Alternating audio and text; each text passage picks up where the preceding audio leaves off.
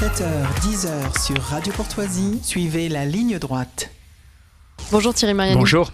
Je voyais réagir au sondage qu'évoquait Oui, parce que Gazière. les politiques sont pénalement responsables. On l'oublie trop souvent. Il y a une cour de justice de la République et un certain nombre d'élus y sont passés devant. La réalité, c'est que les condamnations sont en général extrêmement rares.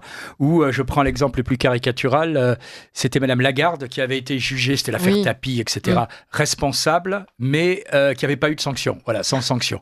Donc, oui, il faut qu'ils répondent de leurs actes. Je me permets de rappeler qu'à un moment, je ne sais pas si ça continue, mais il y a une dizaine d'années, les élus à Singapour, par exemple, étaient payés en fonction de leurs résultats économiques. Voilà, c'est aussi peut-être une piste. Bon, alors on va parler de toute autre chose, de la Moldavie avec le résultat du référendum sur l'adhésion du pays à l'Union européenne qui est incomplet pour l'instant. 98% des votes pour le moment ont été recueillis. Le oui et le non sont au coude à coude et ça suscite déjà de vives réactions, notamment celle de la présidente qui dénonce une attaque sans précédent contre la démocratie. Pourquoi, Thierry Mariani ? Vous savez, aujourd'hui, si vous perdez une élection, c'est forcément la faute des Russes. Voilà, d'ailleurs, moi, j'ai eu du mal à faire mon code avant de rentrer dans les studios de Radio Courtoisie. Je pense que c'est aussi la faute des Russes. Voilà, non, mais ça, c'est trop facile. Est-ce qu'il y a eu des ingérences de l'extérieur dans cette élection ? Mais bien sûr, et des deux côtés. Je vous rappelle quand même que je dénonçais la semaine dernière Madame von der Leyen qui était arrivée une semaine avant l'élection pour dire « je vais donner 2 milliards à la Moldavie si vous dites oui à l'Europe ». C'est pas une ingérence, ça ? Ouais. Voilà, c'est tout, quoi. Oui. Normalement, on devrait appeler ça de l'achat de voix. Donc, les ingérences dans les élections, c'est des deux côtés. Non, ce qui est intéressant dans cette élection, d'abord, la Moldavie, c'est quoi ? C'est un tout petit territoire, 3 millions d'habitants, 3,5 millions exactement, 3,5 millions d'habitants, mais avec une particularité, c'est qu'il y en a presque autant dehors que dedans. C'est-à-dire que les Moldaves de l'étranger sont presque aussi nombreux, certains disent même plus nombreux, que les Moldaves qui vivent à l'intérieur du pays. C'est l'un des pays les plus pauvres de l'Europe géographique, je dis bien des plus pauvres.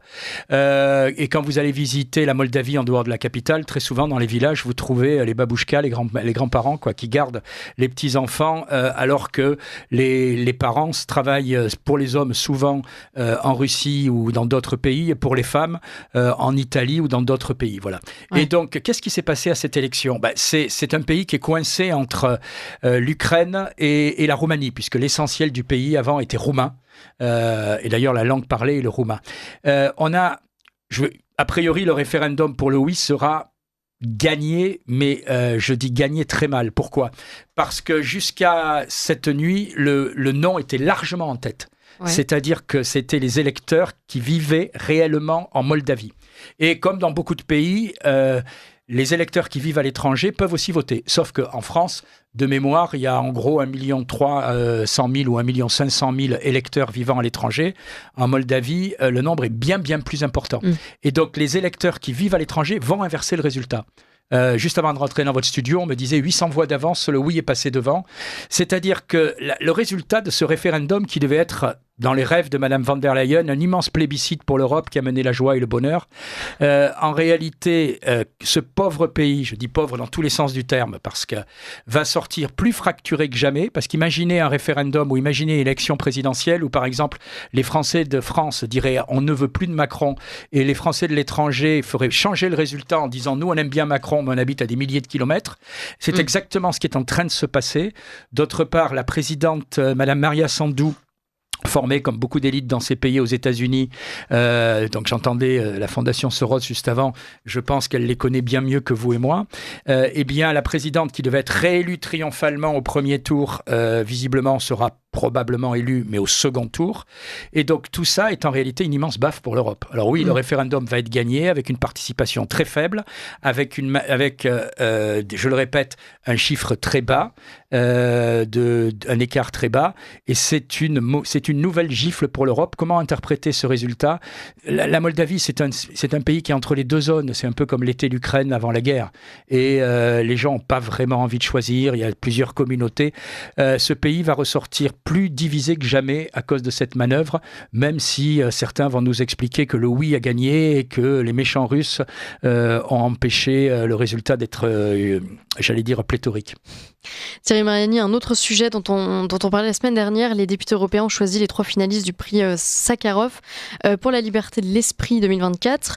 Mais vous craignez, vous dénoncez même un scrutin peut-être truqué. Écoutez, en tout cas, pas transparent, quoi. Vous savez, l'Union européenne et toutes ses missions d'observation passent leur temps à aller à l'étranger en disant il faut que l'opposition soit représentée, il faut que tout soit transparent, il faut que le dépouillement soit public, etc., etc. En Europe, on fait différemment.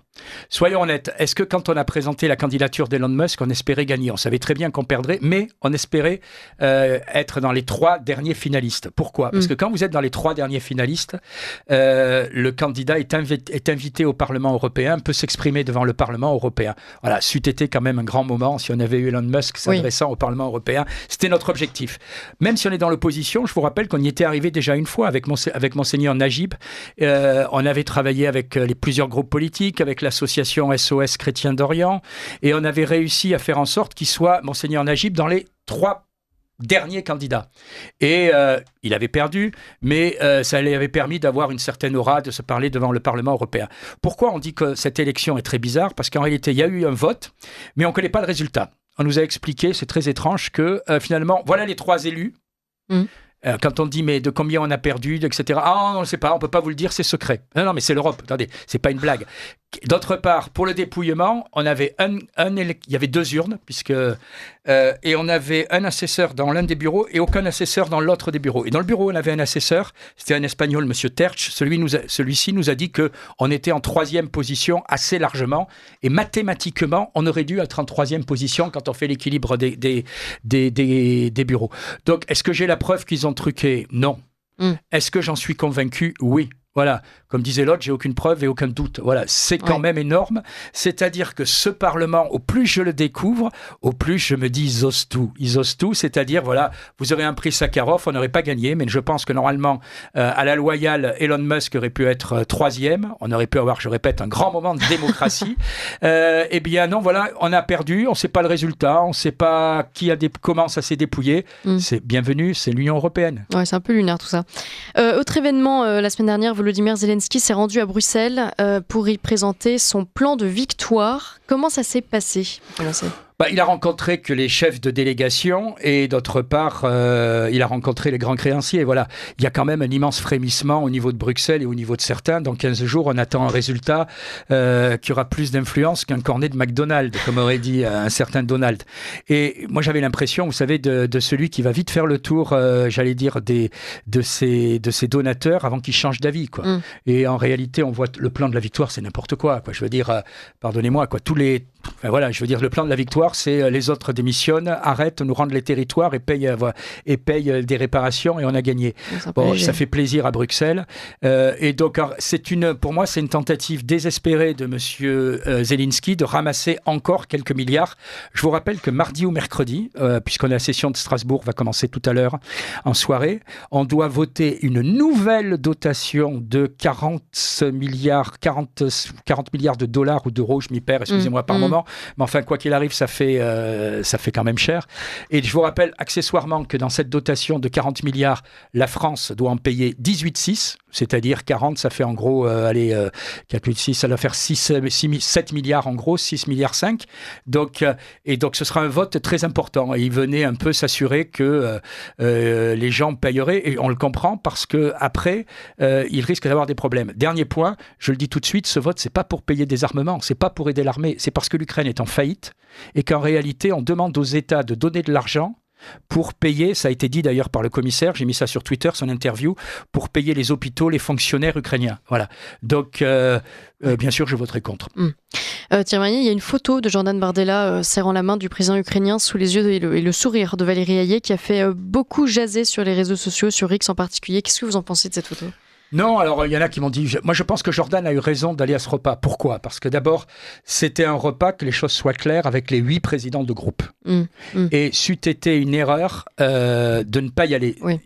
On a un groupe, il y a 14 nationalités, ou 14, puisqu'on a les Polonais maintenant, nationalités, on a 86 députés, et donc les opinions sur le sujet de l'Ukraine ne sont pas toutes identiques. Donc il devait être là pour écouter la partie. Voilà. Donc la photo, elle a bien été utilisée, mais je pense qu'il a eu raison d'y aller, c'eût été une erreur de ne pas y aller. Vous savez, on reproche à l'extrême gauche de ne pas être poli, la politesse, c'est d'honorer son rang. Voilà. Après, on vote ce qu'on veut. Moi, ce qui m'intéresse, c'est surtout ce qu'on va voter mardi. Voilà, parce que bon, je peux serrer la main à n'importe qui par politesse, je peux pas forcément lui donner 40 milliards par gentillesse, surtout quand c'est l'argent des contribuables. On n'a pas vraiment le temps d'aborder les autres sujets, Thierry Mariani, mais je les garde bien au chaud. Hein. Et puis, je veux simplement dire une phrase quand même. Allez-y. Allez, quand j'entends Retailleau nous expliquer, j'aime bien Retailleau, mais par moment, j'ai envie de lui dire, écoute, fais pas du Sarkozy en racontant un peu n'importe quoi par moment. Quand je l'entends dans la presse dire, je suis en train de négocier avec des pays comme le Kazakhstan, le fait qu'ils accueillent nos réfugiés, pour moi, c'est un grand éclat de rire. J'ai discuté avec 2 diplomates kazakhs ce week-end, ils m'ont dit, mais c'est n'importe quoi. Vous savez, le Kazakhstan, c'est 6 fois la France en superficie. C'est un pays très riche, pétrole, gaz, et comme ils nous ont dit, nous on n'a pas besoin de l'argent de l'Union européenne pour récupérer vos sans-papiers, donc on n'en veut pas, voilà, point final. C'est comme, excusez-moi, si on demandait je ne sais pas, à monsieur Bolloré d'accepter chez lui 500 papiers pour toucher 200 €, voilà, il aurait rigolé. C'est un peu ce qu'on demande au Kazakhstan. Je pense que là, Retailleau devrait, avec toute la sympathie que j'ai pour lui, revoir un peu sa géographie, et quand il invente des pays, en citer des plus crédibles. Ça c'est fait. Merci beaucoup Thierry Mariani, à la semaine prochaine.